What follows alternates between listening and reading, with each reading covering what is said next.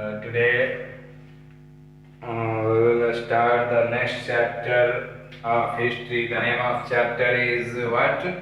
The name of chapter is Nationalism in India. Okay. What we have to read today? We have to read Nationalism in India. This is the third chapter of history. Actually, in this part, in first part of history section, we have to read only two chapter among the three. Okay, so we have just chosen first chapter nationalism in Europe and next as nationalism in India. Also there is nationalism in Indochina, but we will leave that chapter. We will read only these two chapters from this part, then after two chapters from another and one chapter from. We have to read only 5 chapters from history section. So we are just discussing the second chapter. Okay. The chapter name is what? Nationalism in India. So as we all know that in previous class we have discussed what? We have discussed about the meaning of the nationalism, about the definition of the nationalism. Nationalism होता क्या है? हम लोगों ने ये previous class में discussion किया था कि what is nationalism sir, what is imperialism sir. देखो लास्ट पार्ट मैंने बोला था ना कि ध्यान से पढ़ना.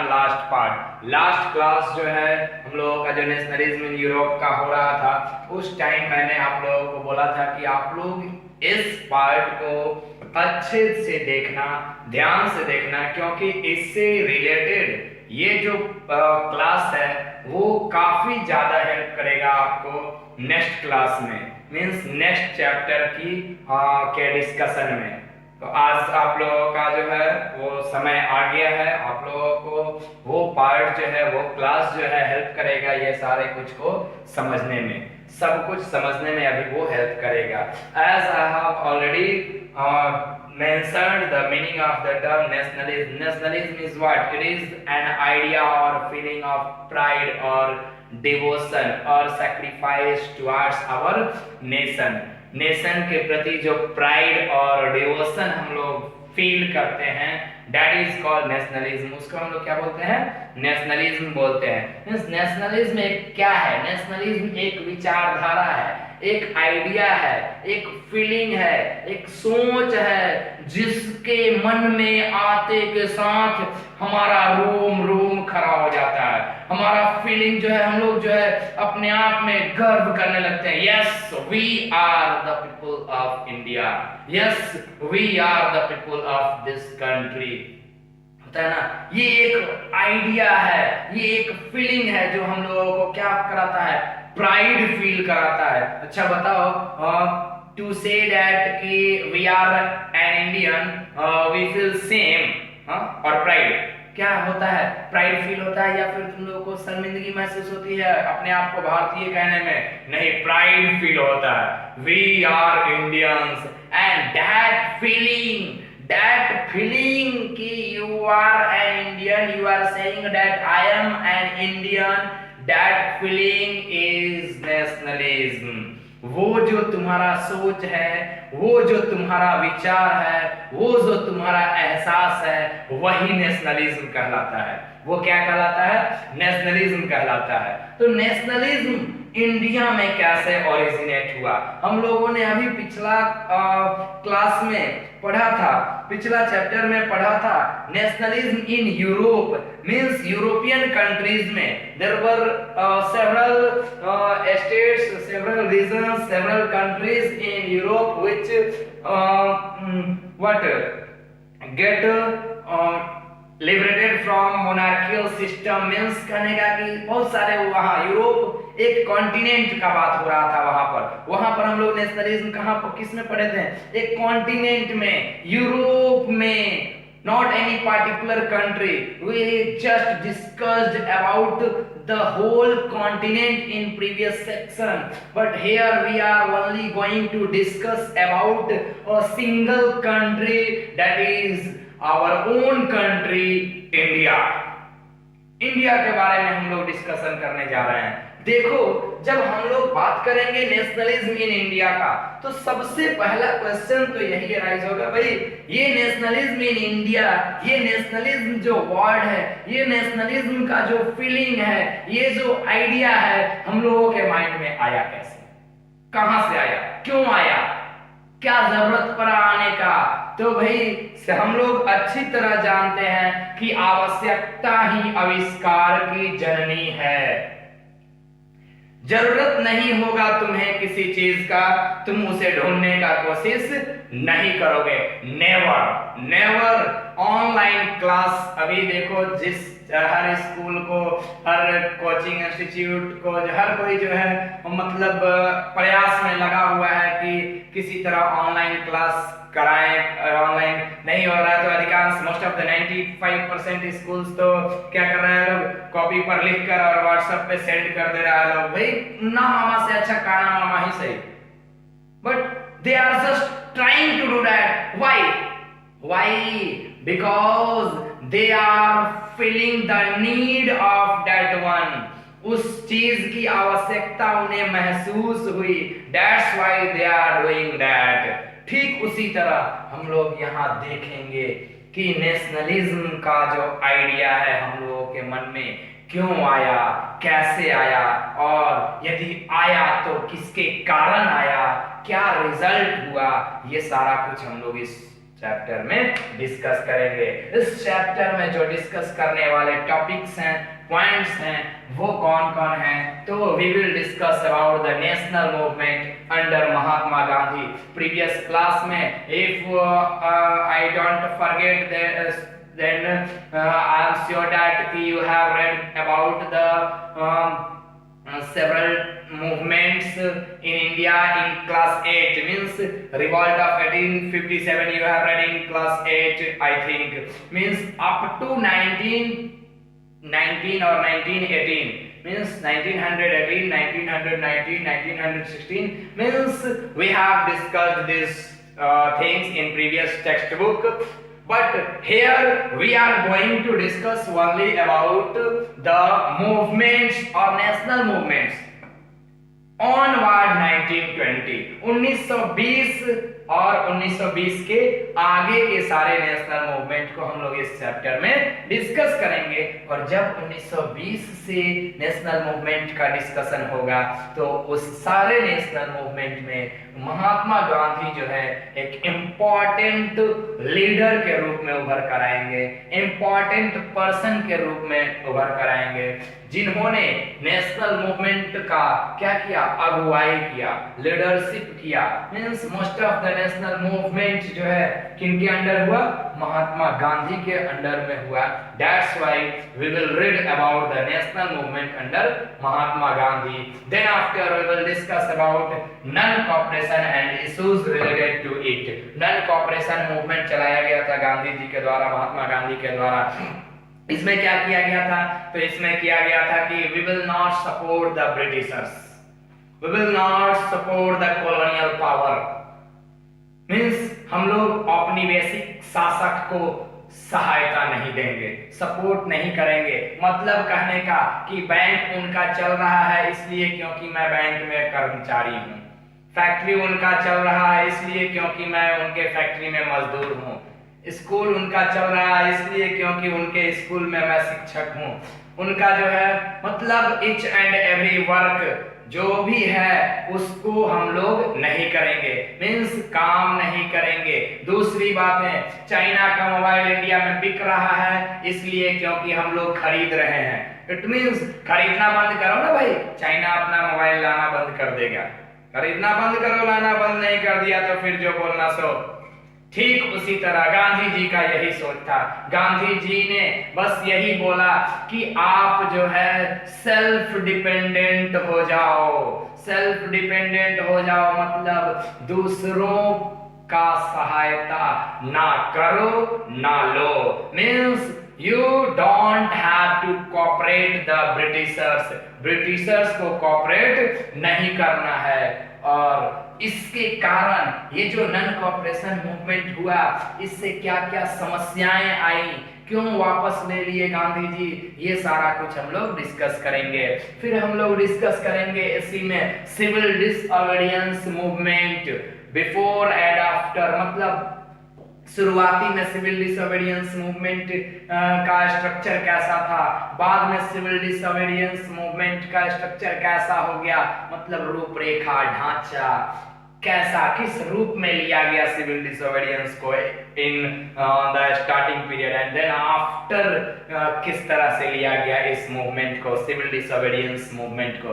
तो सिविल डिसोबीडियंस मूवमेंट है क्या, सिविल डिसओबीडियंस मूवमेंट, सविनय अवज्ञा आंदोलन, मतलब शांति से आपका आज्ञा नहीं मानूंगा। कहने का मतलब कि कोई बोले, पापा बोले बेटा एक गिलास पानी लाओ, आराम से बोलेंगे पापा प्लीज, नहीं लाएंगे, ठीक है, दैट इज कॉल्ड शांति से आज्ञा नहीं मानना, that is called civil disobedience. Means मैं ज्यादा गुरूर में, घमंड में, और वो क्या बोला जाता है, नहीं है, वायलेंटली नहीं बोलूंगा, बट आपका बात भी नहीं मानूंगा, that is called civil disobedience movement in the view of Mahatma Gandhi. Mahatma Gandhi का यह सोचता, और इसी सिविल डिसओबीडियंस मूवमेंट के ड्यूरिंग हम लोग देखेंगे कि दांडी मार्च होगा, नमक कानून तोड़ेंगे गांधी जी,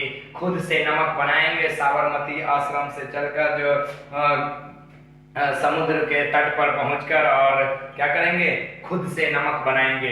वो सिविल डिसओबीडियंस मूवमेंट के टाइम ही हुआ था, इन्होंने किया था।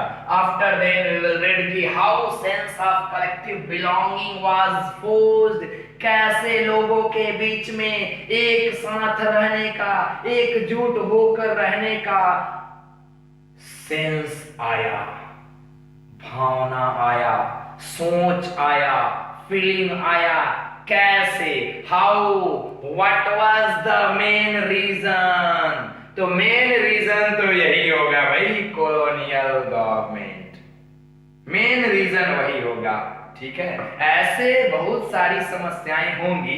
यूरोप, नेशनलिज्म इन यूरोप जब हम लोग पढ़ रहे थे तो हम लोगों ने ये देखा था कि नेशनलिज्म क्या का भावना आया, लड़ाई करने गया, रिवॉल्ट कर रहा है, हर कोई रिवॉल्ट कर रहा है, मगर सब कोई का मकसद अलग अलग है। बताया था मैंने, किसी का जो है साइकिल पंचर कर दिया, किसी का जो है शर्ट फाड़ दिया, किसी से पैसा छीन लिया, किसी का सर फोड़ दिया, मतलब डिस्टर्ब हर कोई हुआ है एक ही इंसान से, मगर कारण अलग अलग है। झगड़ा सबको उससे करना है, बट कारण अलग अलग है।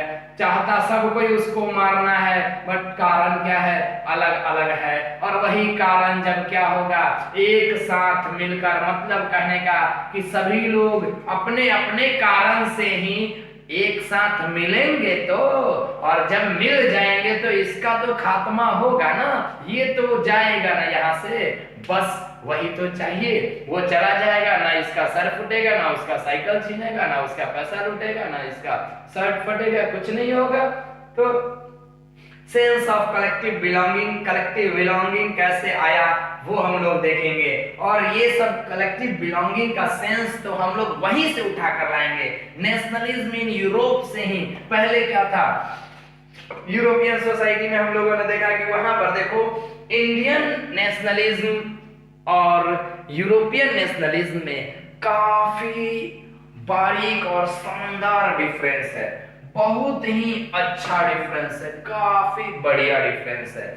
यदि हम लोग बात करेंगे कि नेशनलिज्म इन इंडिया कैसे आया और नेशनलिज्म इन यूरोप कैसे आया, तो ये दोनों जगह पर नेशनलिज्म का फीलिंग का क्रिएट होना बहुत अपने आप में डिफरेंस रखता है, बहुत डिफरेंट है दोनों। कैसे, तो वहां जो है किसी कॉलोनियल रूल के कारण नहीं आया था नेशनलिज्म का फीलिंग, वहां लोगों का अपना सोच कि what is our identity, who I am, मैं कौन हूं, मेरी पहचान क्या है, मुझे कैसे लोग जानते हैं, मेरा किस तरह का अधिकार है यहाँ पर। अभी तुम लोगों से कोई पूछता है Who are you, यदि अमेरिका में कोई पूछेगा Who are you, तो क्या बोलोगे?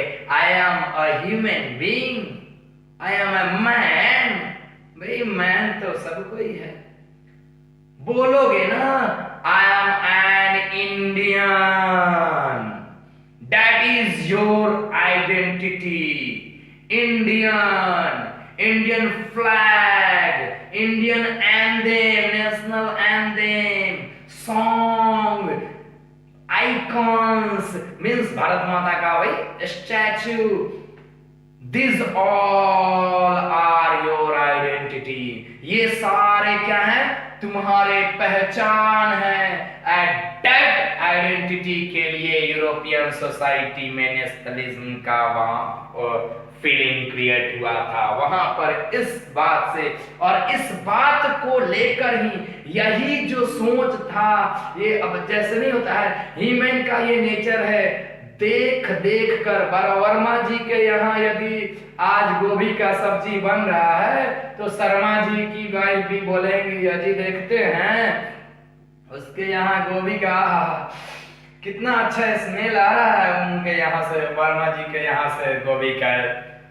आज आप भी लेते आइएगा, मार्केट जाइएगा तो। अच्छा ठीक है भाग्यवान, लेते आएंगे। मतलब कहने का कि देख कर करने की प्रवृत्ति ये ह्यूमन की और मतलब बोले ना कि यूनिवर्सल नेचर है। ठीक है, हम लोग देख कर कॉपी कॉपी कॉपी करना, दूसरों के जैसा करना चाहते हैं, ये इसमें कोई दोहराई नहीं है। ठीक है, तो अब अच्छी बात है, गलत बातें नहीं। अब ये नहीं कि दूसरा जो है गलत काम कर रहा है उसको देखकर हम लोग नहीं, अच्छी बातें हैं, हम लोग अच्छा काम करना चाहते हैं दूसरे का देखकर। वही चीज अब जैसे सिंपल सोचो कि तुमको कैद करके अभी जो है हुआ ना कि अभी कहीं ले लो ना, रिसेंट एग्जांपल ले लो भाई, कोरोना। अभी कोरोना कोरोना कोरोना कोरोना, सारा देश लॉकडाउन, पूरा इंडिया लॉकडाउन है ना, लॉकडाउन। अब बताओ इसी में क्या हुआ कि भाई कोई कहीं नहीं जाएगा, ना ट्रेन चलेगा, ना बस चलेगा, कुछ नहीं चलेगा। अब क्या हुआ कि 2-3 स्टेट जो है बोला कि नहीं, मेरा जो मजदूर लोग, मेरे यहाँ का जो लोग हैं, मेरे राजस्थानी लोग, गुजराती लोग वगैरह वगैरह, बंगाली लोग, वो लोग जो है क्या चाहिए, हमारे यहाँ भेज दो उनको, वो वहां पर कष्ट में है तो हम उनको लेकर आएंगे अपने राज्य में। ठीक है, 4 स्टेट अपने यहाँ ला लेगा तो 5वां बोलेगा ना ला लिया तो नहीं, हम ना लाएंगे, हम भी लाएंगे।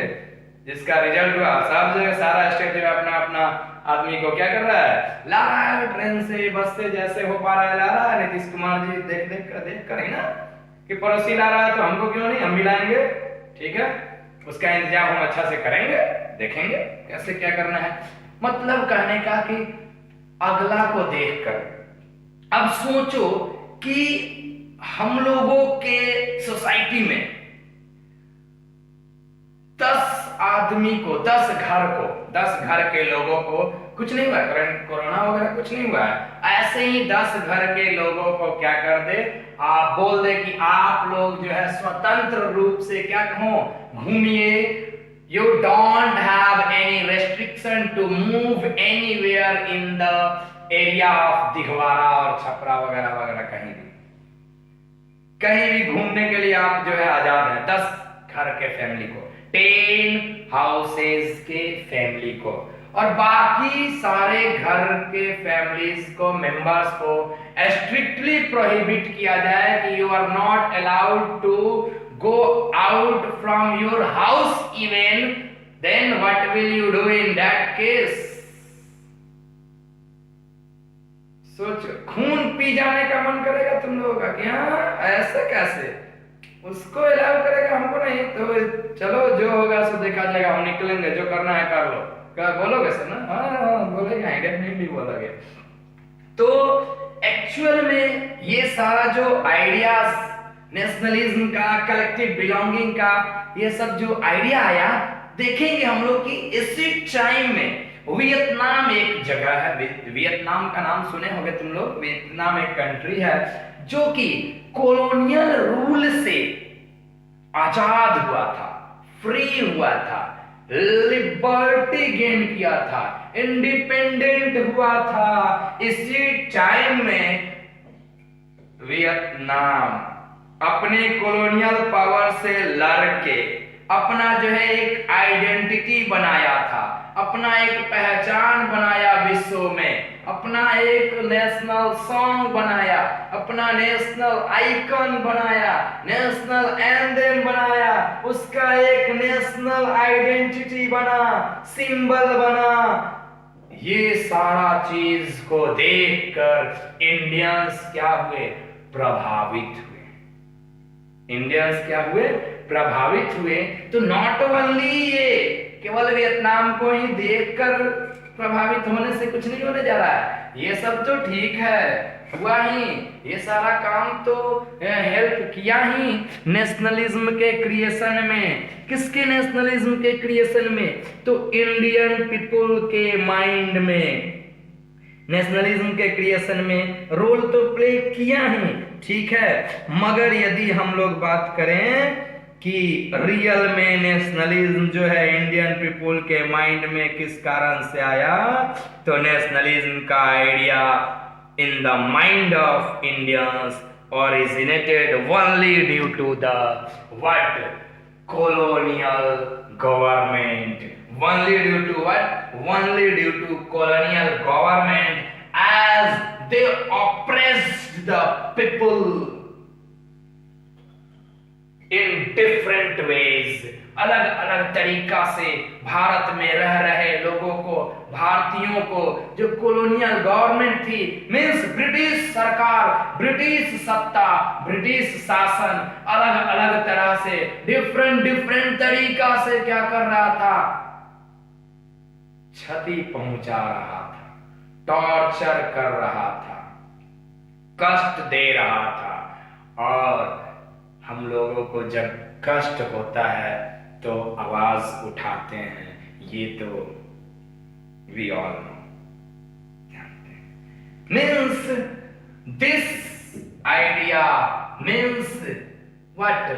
तो idea of collective belonging, collective belonging का जो आइडिया ओरिजिनेट हुआ इंडियन के माइंड में, तो वो किसके कारण ओरिजिनेट हुआ? तो the main point is what? Anti colonial movement. हर कोई कॉलोनियल गवर्नमेंट के खिलाफ जो है आवाज उठाना शुरू किया।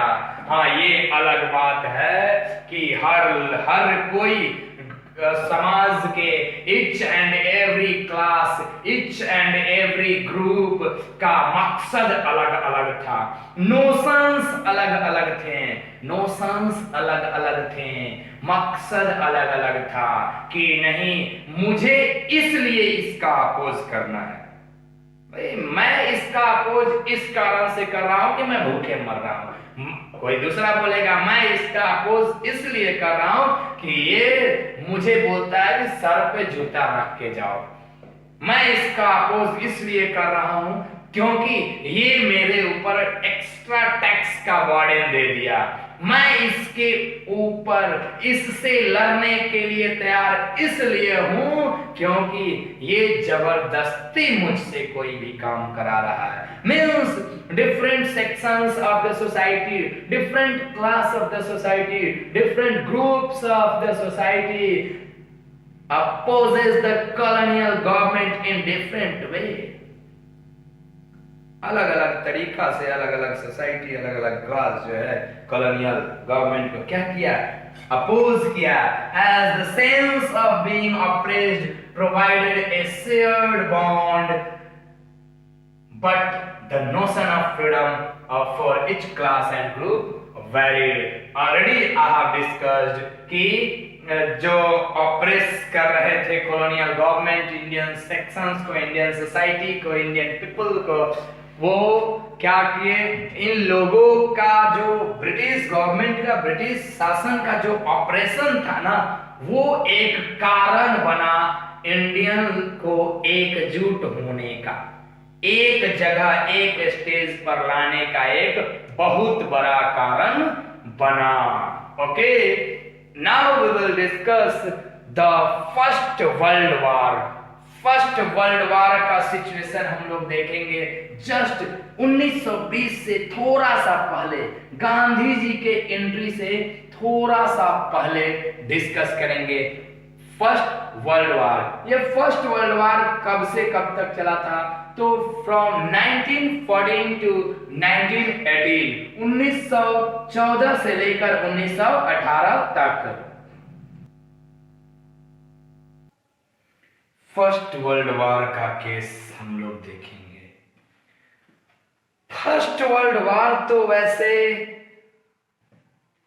पिक था नेशनलिज्म के भावना को ओरिजिनेट करने के लिए। नेशनलिज्म तो हम लोगों को दिख गया था रानी लक्ष्मीबाई के टाइम। नेशनलिज्म तो हम लोगों को दिख गया था तात्या टोपे के टाइम ही। नेशनलिज्म तो हम लोगों को दिख गया था वीर कुंवर सिंह के टाइम ही। मतलब कहने का, नेशनलिज्म अपने प्रकाष्ठा को प्राप्त कर लिया था। प्रकाष्ठा में top, peak, high achievement, good achievement,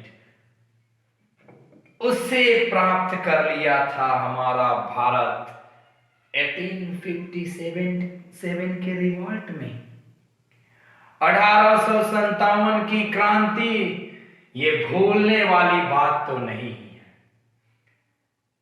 the revolt of 1857, जिसके कारण तुम्हारा जो IAS, अभी जो Indian administrative service, DM, SP, UPSC, तुम लोग बोलते हैं UPSC का प्रिपरेशन करेंगे, वो 1857 का रिवॉल्ट ही है जिसके कारण तुम आज IAS का एग्जाम देते हो, जिसके कारण IAS का पोस्ट बना।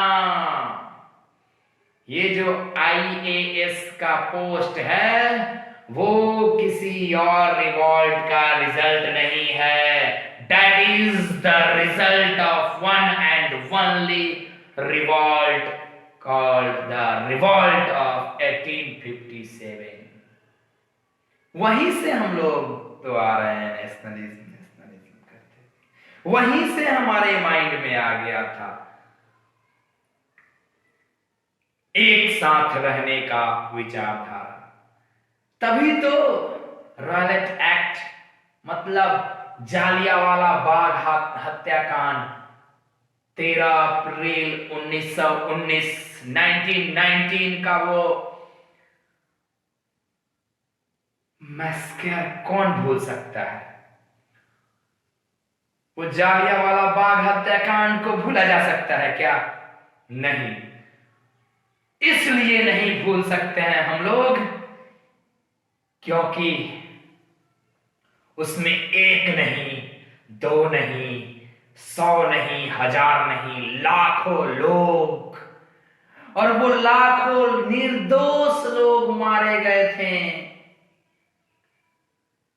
क्यों मारे गए थे? Why? The one and only one reason behind that is they were just trying to live together, to sustain a collective life. That's why they have been killed.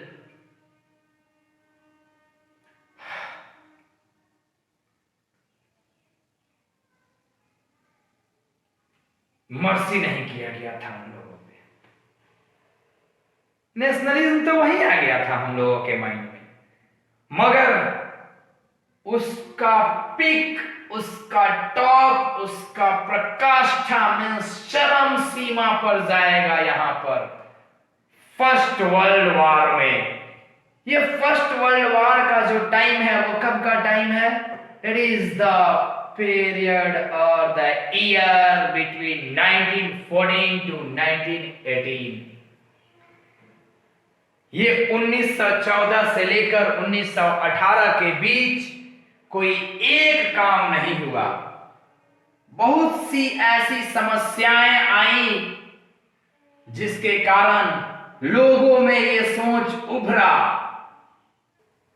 हम लोग देख रहे हैं कि ये वो टाइम है, ये वो साल है, ये वो ईयर है जिसमें अनेकों समस्याएं आई भारतीय लोगों के साथ। और कहीं ना कहीं we Indian felt that the reason of all this type of problems is one and only one person, that is British. हम भारतीयों के माइंड में ये तो आ ही गया था कि ये जितनी भी समस्याएं हो रही हैं, जितनी भी कठिनाइयों का सामना करना पड़ रहा है हम लोगों को, उसके पीछे कोई और नहीं, एकमात्र ब्रिटिश है, एकमात्र कॉलोनियल पावर है। और इस कारण से देखेंगे हम लोग कि हर सोसाइटी, हर क्लास, हर मेंबर, हर ग्रुप जो है इसके खिलाफ आवाज उठाएगा, कॉलोनियल गवर्नमेंट के खिलाफ आवाज उठाएगा। क्यों आवाज उठाएगा?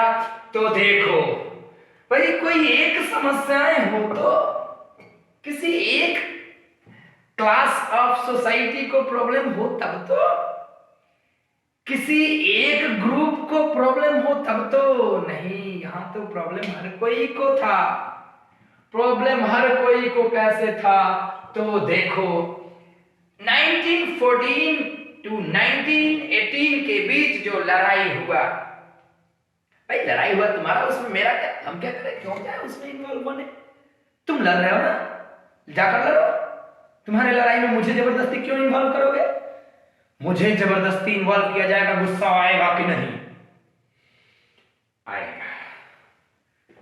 अब एक बात बताओ, लड़ाई करो तुम्हारे वार में जितने भी खर्च आए उस खर्च का बर्डन डाल दो मुझ पे। ये कहां का न्याय है? ये बर्दाश्त करने वाली बातें हैं क्या? नो। आवाज उठाएंगे। Means war expenditure were forced, were just posed on the peoples of India. कैसे?